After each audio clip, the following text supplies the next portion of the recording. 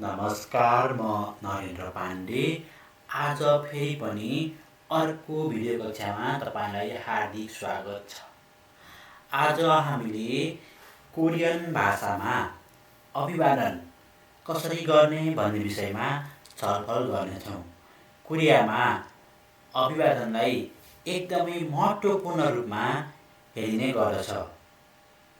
त्यसैले हामीले कोरियामा हाम्रो जीवनशैलीलाई सहज बनाउनको लागि यहाँको इन्सामाल पनि अथवा अभिवादन गर्ने तरिका पनि जान्नुपर्ने हुन्छ।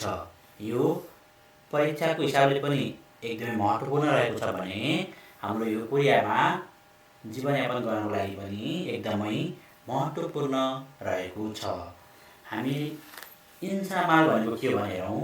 इन्सामाल भनेको चाहिँ यो इन्सा भनेको चाहिँ अभिवादन भन्ने अर्थ लाग्छ। हामी कोरियामा सबैभन्दा पहिला कुनै पनि मानिससँग भेट भयो भने हामीले 안녕하세요 भनेर भन्नुपर्ने हुन्छ।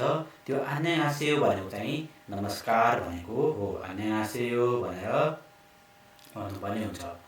त्यसै गरी यो 안녕하세요लाई नै अलिकति रेस्पेक्टफुल्ली रूपमा, पोलाइटली रूपमा अथवा आफूभन्दा माथिल्लो साउहरू लगायतलाई भन्ने बेलामा चाहिँ 안녕하십니까 भनेर पनि भन्न सकिन्छ। यो 안녕하세요 पनि पोलाइटली नै हो र अझ पोलाइटलीको लागि हामीले 안녕하십니까 भनेर भन्नुपर्ने हुन्छ। यो 안녕하십니까 भनेको पनि के हो? हाम्रो नमस्कार नै हो। त्यसै गरी हामीले अब के गर्नु पर्यो? नमस्कार गरिसकेपछि फेरि के भन्नु पर्यो? पहिलोपटक भेट भयो भनेर भनिन्छ। जस्तै कुनै पनि मान्छेसँग हामी पहिलोपटक भेट भयो भने हामीले के भन्नु पर्यो? 처음 뵙겠습니다। 처음 뵙겠습니다 भनेर भन्नुपर्ने हुन्छ। कुनै पनि मान्छेलाई हामीले पहिलोपटक भेट भयो भनेर भन्नको लागि 처음 뵙겠습니다 भनेर भन्नुपर्ने हुन्छ। पहिलोपटक भेट भयो भनेर के हुन्छ फेरि? ने हजुर, ने भनेको चाहिँ हजुर भनेको हो। ने 만나서 반갑습니다 भनेको हजुर, 만나서 반갑습니다 भनेको हजुर, भेटेर खुसी लाग्यो हैन। पहिलोपटक भेट भयो भनेर भनेपछि के गर्नु पर्यो हामीले? ने 만나서 반갑습니다 हजुर, भेटेर खुसी लाग्यो भनेर भन्नु पर्यो। त्यसै गरी हामीले 여보세요 भनेर भन्यो भने यो 여보세요 भनेको चाहिँ हेलो भनेको हो। जस्तै यहाँ फोनमा बोलेको बेलामा चाहिँ हामीले हेलो भन्छ भने कोरियनले 여보세요 भनेर भन्ने गर्दछन्। 여보세요 भनेर भन्नुपर्ने हुन्छ। त्यसै गरी यो 실례합니다 रहेको छ। 실례합니다 भनेको चाहिँ ए हजुर अथवा यसो यता हेर्नु न भनेर ध्यान आकर्षण गर्नको लागि प्रयोग गरिने शब्द हो। यदि कसैलाई केही कुराहरू सोध्नु पर्यो भने 실례합니다 भनेर भन्यो भने चाहिँ हामीतिर उनीहरूले ध्यान दिने गर्छन्। त्यसैले यो ध्यान आकर्षण गर्नको लागि बोलिने शब्द 실례합니다 हो।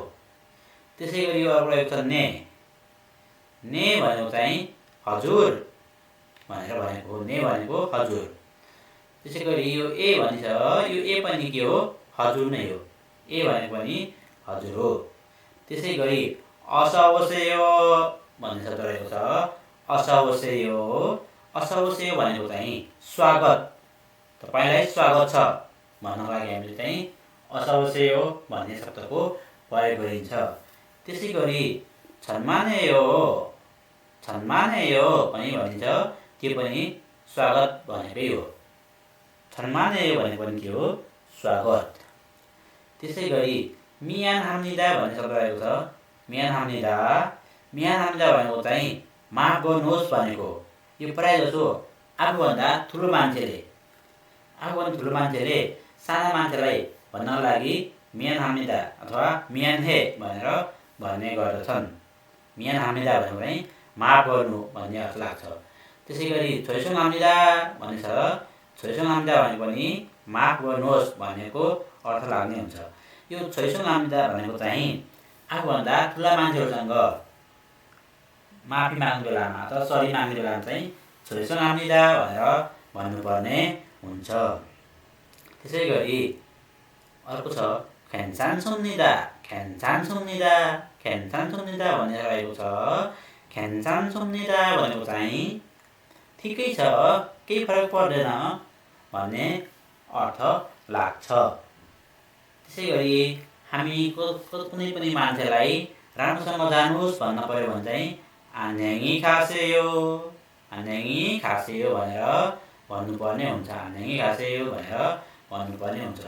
त्यसै गरी जाने मान्छे चाहिँ राम्रोसँग बस्नुहोस् है भनेर जानुपर्ने हुन्छ होइन। त्यसको लागि चाहिँ हामीले आन्याङी खेसेयो भनेर भन्नुपर्ने हुन्छ।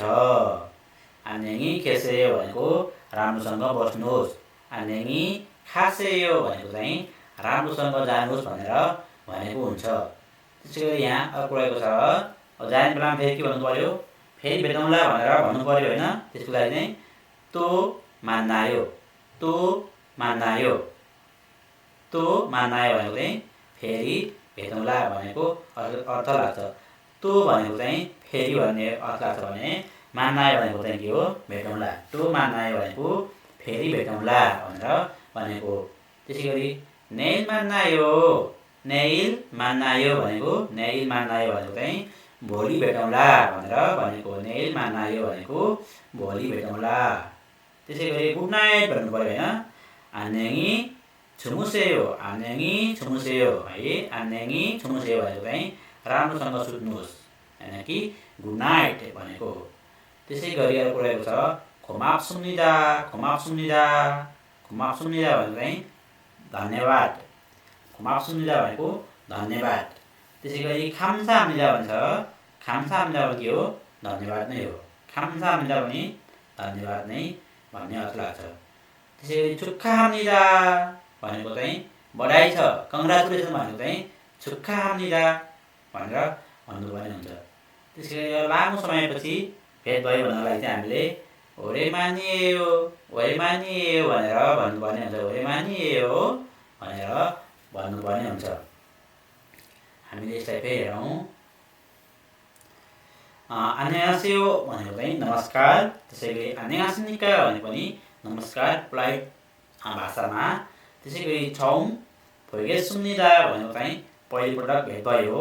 त्यसै गरी ने मान्ना छ फाङ्गाप्सुम्निदा हो हजुर भेटेर खुसी लाग्यो भनेर भनेको अर्थ हो। एबोसेयो भनेको चाहिँ हेलो। सिल्लेहम्निदा भनेको ए हजुर यसो पख्नुहोस् त भन्न खोजेको हो। ने भनेको चाहिँ हजुर अनि ए भनेको पनि हजुर हो। त्यसै गरी असवसेयो भनेर भन्यो भने चाहिँ असवसेयो भनेपछि के भयो, स्वागत छ तपाईँलाई। असवसेयो अथवा छन्मानिएयो भनेको के हो, स्वागत भनेको हो।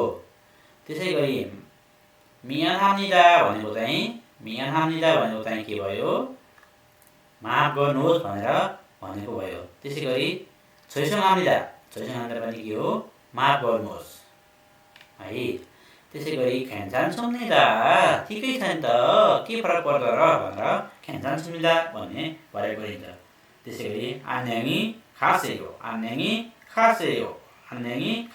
भनेको चाहिँ राम्रोसँग जानुहोस् है भनेर भनेको। त्यसै गरी आन्याङी खेसेयो भनेको चाहिँ के हो, राम्रोसँग बस्नुहोस् भनेर आन्याङी खेसेयो भनेर भन्नुपर्ने हुन्छ। त्यसै गरी तो मान्नायो भनेको फेरि भेटौँला है भनेको तो मान्नायो भनेर भन्नुपर्ने हुन्छ। त्यसै गरी नेइल मान्नायो भनेको चाहिँ भोलि हो र मान्नायो भनेको चाहिँ भेटौँला। भोलि भेटौँला, नेइल मान्नायो। आन्याङी छुमुसेयो भनेर भन्छ। आन्याङी छुमुसेयो भनेको चाहिँ राम्रोसँग सुत्नुहोस् है भनेर भने चाहिँ आन्याङी छुमुसेयो। त्यसै गरी खोमाप्सुम्निदा भनेको चाहिँ धन्यवाद भनेको खोमाप्सुम्निदा भनेर भनिन्छ। त्यसै गरी खाम्साम्निदा पनि के हो, धन्यवाद नै हो। त्यसै गरी ल तपाईँलाई बधाई छ है भन्नु पर्यो भने चाहिँ छुक्खाम्निदा भनेर भन्नु पर्यो, छुक्खाम्निदा। त्यसै गरी लामो समयपछि भेट भयो भन्न पर्यो भने ओरेमानिएयो ओरे मानिए भनेर भन्नु पऱ्यो। ओरे मानिए भनेको चाहिँ लामो समयपछि भेट भयो भन्ने अर्थ लाग्छ। यसरी आज हामीले कोरियाको इन्सामालको बारेमा छलफल गऱ्यौँ। तपाईँलाई आजको भिडियो कक्षा कस्तो लाग्यो? यदि तपाईँलाई हाम्रो यो कक्षा राम्रो लागेमा हामीलाई युट्युबमा सब्सक्राइब गर्न सक्नुहुनेछ। त्यसै गरी हामीलाई फेसबुकमा फलो पनि गर्न सक्नुहुनेछ। हाम्रो भेट अर्को कक्षामा हुनेछ। त्यति नैसम्मको लागि हजुरहरू जहाँ रहे पनि स्वस्थ मस्त र व्यस्त रहनुहोस्। धन्यवाद। नमस्कार।